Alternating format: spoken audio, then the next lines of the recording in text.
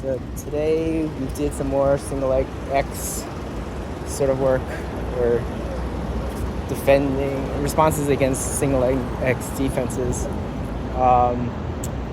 Then in the rolls today, I was actually in open guard passing a lot. I was trying to get the side smash or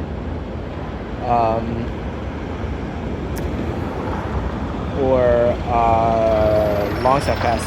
But one problem I noticed I was having was if my leg was above their leg, so my foot is in the area between their armpit and hip, and they get a grip on it there, I'm kind of stuck. I'm not exactly sure what to do. So I think I'll ask him about that. Then side smash is working most of the time. There's times when obviously there's times when it doesn't work. I think one thing I'm not sure about is when to switch between trying to do a side smash and going to the knee cut. Like, so one is one way and the other is the other way. I think when I do switch, I'm either switching too early or too late, or I shouldn't be switching at all when I do switch. Yeah, probably just repetition. Need more repetitions on that, so not sure about that. When I'm on bottom, there's still having a hard time sometimes with the guard.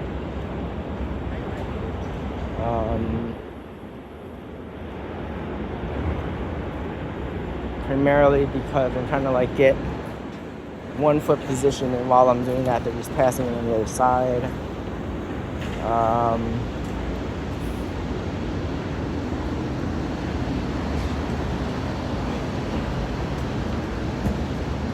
Yeah,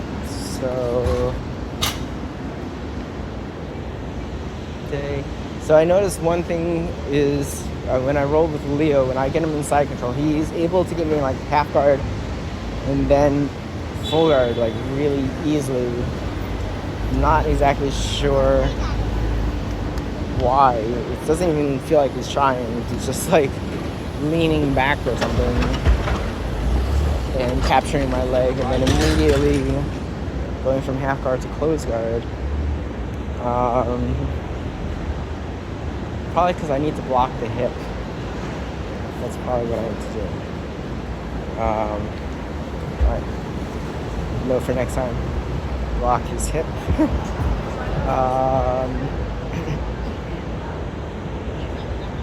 Other than that, nothing that notable today, I think. Yeah, just a lot of getting guard passed. When I'm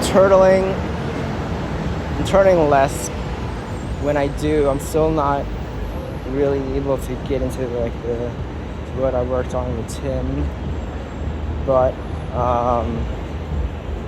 yeah, I'll see about that. And then I am able to I'm getting better at back escapes.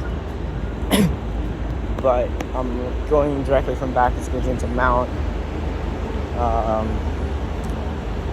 Mount is actually, I don't know, it's weird. I'm getting worse at mount, the elbow escape from mount, but I am getting better at the UPA escape. I'm not exactly sure why. Well, I have to think about when I want to do either one, because right now I'm like, I want to do this or I want to do that. So elbow escape is when they're low. UPA escape is when they're high. So maybe because I'm trying both when they're high or something like that. Yeah. Other than that, I'll just go over the techniques. So today we started off in what we did last time, which was we entered from Del Hiva into single leg X, and then they defend against it by pushing down on the outside leg. Then you bring the outside leg over their inside leg, hip up to knock them down, and then go into an ankle lock.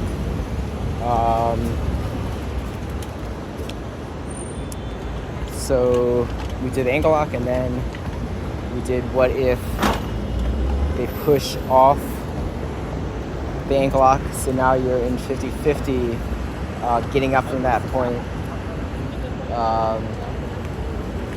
And then we did if they get up, how do you knock them down? And then the entry into a knee bar, which I have no idea what the hell was going on at that point.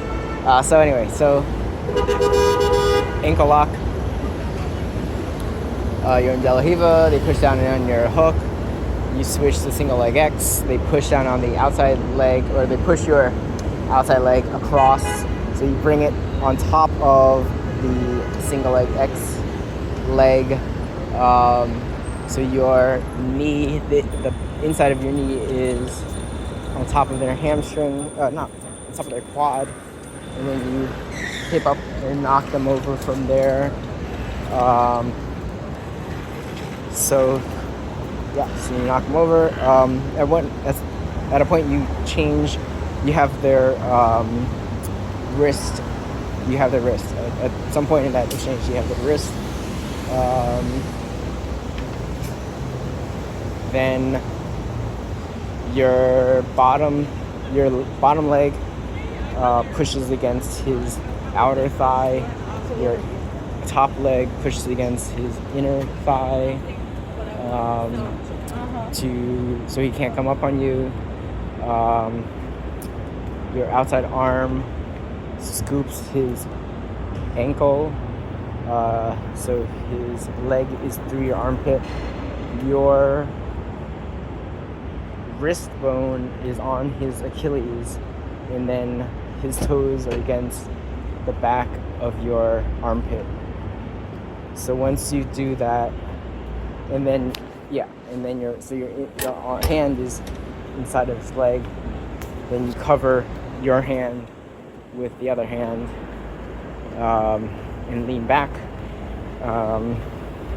Critical points are keeping your knees pinched, and then keeping your arm locked down, and then you bring your shoulder to the ground, and then you extend your spine. I had trouble bringing my shoulder down. I think that's just because I was trying to fall there, or maybe my body was in a bad position. But you can use your outside hand to push yourself up a little in order to get a better angle on that. So last time I had trouble, but that was with Nick. I think his legs are really long. This time I forgot what his name is, but he's actually a lot shorter than me, and it was easier. Also, I just had in mind the detail about keeping your wrist bone on the Achilles. So I think that actually helped a lot, because it's like a reference point. Last time I was trying to find the right place on the toes with the back of my arm, so that was hard to find. But finding his Achilles with your wrist bone is a much easier landmark. So that was the first move. Second move is once you knock him down, before you get control of his leg, he brings the leg over his body, so you don't have control over it. So now you're in something called 50-50. It's you're scissoring. It's completely symmetrical. So in this case, it's completely symmetrical with your legs alternating. So in this case, you want to turn your hips over so you're facing the ground. And use both your arms on the ground to try to pull yourself toward away and toward his head. So you are sort of like crawling away from him with your legs entangled, and then you kind of turn and point toward his head and crawl toward his head. Then you kneel on your inside knee. You bring your inside knee up, and then as you turn into him, and then you bring that knee down. So you're kneeling on that knee, and you want to stand up on your outside leg. This sort of twists his leg inside of your hips. So then, and he's pretty much stuck at that point. So then you do like a rodeo pass sort of style or style move. So you thrust your hips forward, and then that allows you to release his foot from your hip, and then you can step over it and complete a pass that way. Third move is, imagine they're doing that to you. So at the point where they're kneeling, you can catch his leg, the outside leg, with your outside leg, with one of your legs. I had trouble with this in the drilling, figuring out which one is which. You catch the leg, and then that allows you to pull him closer, so then you can grab his hands with your hand. So you want to grab a little higher up, not necessarily at the bottom, but like on the calf with like a thumb up grip. And then this is a bit tricky here. You want to pull that leg and push. There are like two motions, one with the leg and then one at the torso. I'm not sure how you're exerting the push on the torso, because your other leg is free, or unless you bring it in, maybe you bring the other leg. This is a little confusing, but you knock them down, at which point you can do a knee bar, and then you can also do a toe hook, a toe hook maybe, a toe hold, toe something, toe lock, I think it's toe lock. So you can do a knee bar, a toe lock, and kind of like alternate between the two, because if he's defending the one, then the other one's open. And then if you want to get better control, you can actually bring the foot that you're trying to do the toe lock on closer to you, and then use one of your legs to like lock it in. So that prevents you from getting a toe hold, but that also makes getting the knee bar much easier. Anyway, I couldn't figure the last one out at all.